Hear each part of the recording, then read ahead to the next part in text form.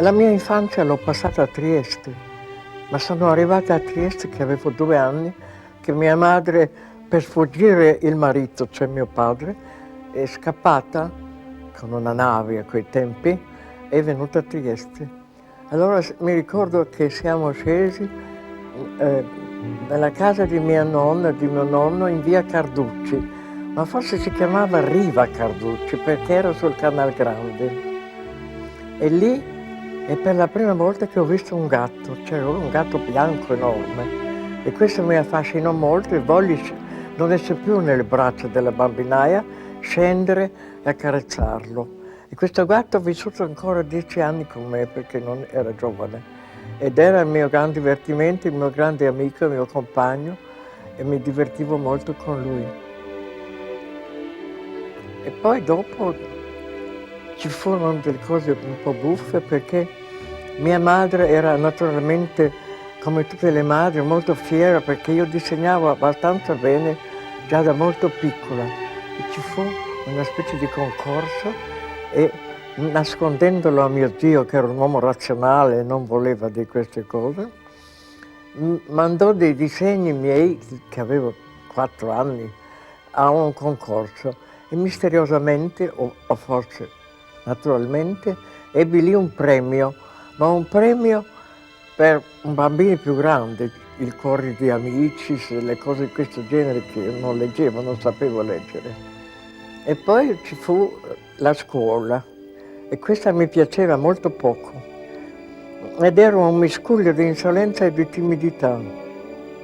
Io feci dei ritratti che stranamente erano molto somiglianti. Sai che la somiglianza non è una cosa sempre dovuta a buoni pittori. Spesso pessimi pittori fanno somiglianze e buoni pittori no, ma io avevo questo dono e feci il ritratto di un giudice che era somigliantissimo. Un giorno arriva da noi, una signora che dice: il fratello di mio cognato, qualcosa così, venne e vide il ritratto e disse: voglio che questo pittore venga a Milano a fare il ritratto della mia famiglia. Quel pittore ero io, che avevo neanche 18 anni. Mi mandano a Milano sola e alla stazione non venne nessuno, perché credevano che io fossi un uomo. Allora, appena arrivato mi davano da ritrarre la nonna, il nonno e tutta la famiglia. E così dopo, pian piano, conobbi della gente che conosceva i pittori che si chiamavano del Novecento, Sironi, Funi, Carà, eccetera. Venne a trovarmi una persona straordinaria che viveva a Trieste e che era mio amico da quando avevo 14 anni. Era il pittore Arturo Nathan. Pittore, era piuttosto un essere straordinario che dipingeva in più. Non lo chiamerei pittore, era un uomo eccezionale che mi piaceva molto, lo vedevo quasi ogni giorno. Veniva anche la mattina presto a parlare, a continuare un discorso con me e mio nonno diceva: cosa vieni a fare così presto? Ma niente, parlare con me. Ma sei matto, alle 7:30 di mattina non si va dalla casa degli altri. Bon. Allora poi venne a trovarmi a Milano da questa signora Fagiolini e lui era un uomo molto strano, altissimo, con le mani lunghe così, con degli impermeabili svolazzanti, con dei stivali antichi che si abbottonavano facendo così, così, così. E questo, naturalmente io ero contentissimo di vederlo, di parlare di Trieste, eccetera. E questa schifosa signora ritrattata, che mi aveva anche detto: il mio ritratto è magnifico, molto somigliante, le darò una mancetta, e mi diede anche un po' di soldi di più, che accettai naturalmente. E questo, venuta di Nathan, la sconvolse, malgrado che era un uomo astratto, veramente astratto, e mi disse che non dovevo ricevere uomini.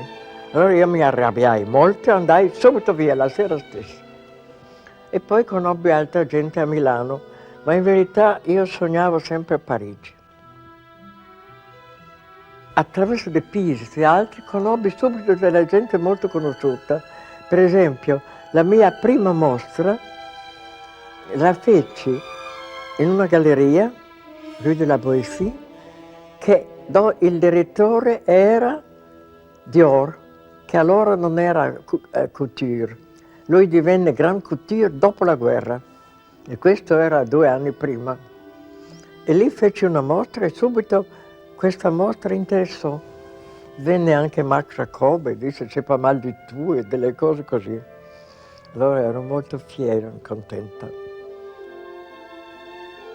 Dopo peripezie, piccole peripezie, ma cose di guerra, insomma, arresti, domande, documenti, eccetera, arrivammo a Monte Carlo. Tutto un tratto un clima così torbido e dicevano che i tedeschi dovevano arrivare. Allora immediatamente io ho detto qui non ci sto e siamo andati a Roma. E siamo andati a Roma il giorno che bruciavano tutte le immagini di Mussolini, c'erano delle enormi fiammate in ogni strada. Quel che era molto bello. Io dico che meraviglia, che straordinario, queste architetture, questa città sublime, con fiammate fino al cielo, con tutte le immagini, le sculture, tutto quello che era mussoliniano. Beh, però lo stesso giorno gli inglesi cominciano a bombardare Roma. Io ho paura, sono terribilmente paurosa. E devo dire, correvo immediatamente, un cestino con piccoli quadri miei, un altro con 2 gatti che avevo con me sempre, e si andava nei rifugi che erano glaciali. Il tempo passa relativamente presto e tornammo a Parigi. E lì cominciai di nuovo a vedere la gente che avevo già visto e ripresi a fare le mostre. E anche Stanislao Lepri si era messo a dipingere e anche lui fece delle mostre, anche in buone gallerie. E lì ho ritrovato molti amici, che anche molti sono adesso morti. E poi ho continuato a vivere a Parigi, a esporre sempre, a fare molti libri. Ho illustrato molti libri, questo mi piaceva molto. E ho conosciuto molta gente interessante, interessantissima, di tutti i tipi, di tutti i milieu, ma adesso vedo sempre meno gente e vivo con molti gatti e con 2 amici. E vivo in un modo piacevole perché dipingo ogni giorno.